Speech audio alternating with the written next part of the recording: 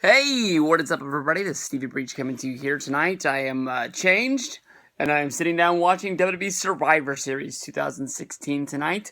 This is the beginning of the show, but I've already watched well, I apologize. I already know what happens at the end. I came home too late when I planned out my night to see Goldberg versus Brock. I intended to watch the entire show, but I didn't think it would end so early, and I apologize. I think most people have seen that video of Brock versus Goldberg.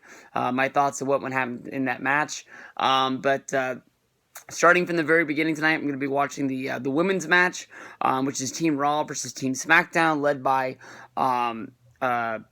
Nikki Bella and Charlotte from SmackDown and Raw.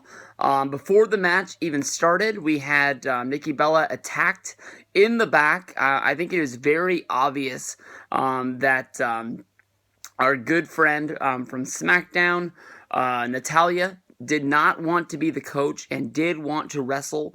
She did lose her chance to be a part of the SmackDown team, although she did ask, I think she was one of the first women's wrestlers to ask Daniel Bryan to represent SmackDown. This is almost like the very first season of Total Divas, where basically Natalya was being pushed to the back because of her age, and she thought she was being phased out. Then she sort of had a career resurgence. If anybody's been to house shows and has seen Natalya wrestle on those, she's freaking spectacular, and she's still got it. But WWE has never really given her the ball to be, that number one gal. She's got a title shot here or there. She had that one match at the Rumble where she teamed with Paige against the Bellas, but never really had that knock him out of the park sort of deal.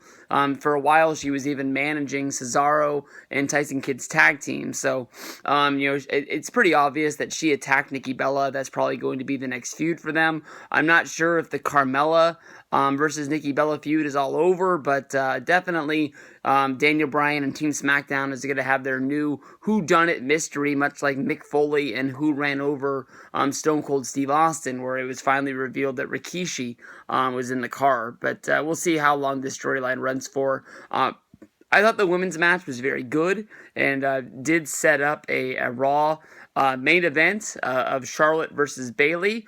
Charlotte and Bayley were the remaining survivors of Team Raw as they pinned Becky Lynch to get the win. You could see Charlotte get instantly jealous that Bayley was able to pin Becky Lynch with the belly to Bayley instead of being able to soak it in. I think she wanted to be the ultimate survivor. If she could have, I think she would have attacked Bayley before, but she is going to go in the record book as getting the win. But Bayley at the end gets her ass kicked and probably is going to be the next member of Team Raw to be getting a title shot against Charlotte at the next pay-per-view. I think it's Roadblock, but I'm not 100% sure.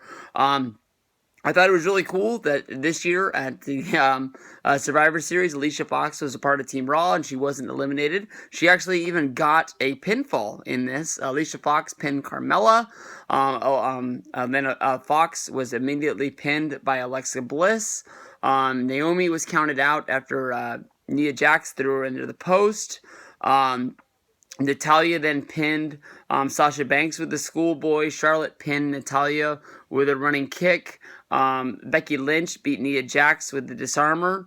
And then a DDT by Alexa Bliss as well, followed by Charlotte pinning Alexa Bliss with a running kick, and then Bayley pinning Becky Lynch to end it. But then, the ass kicking came from there. So we'll see what happens with the rest of the show. I got Miz versus Sami Zayn. This should be a pretty good match, even though it's not going to be Dolph Ziggler. So we'll see what goes down on this one.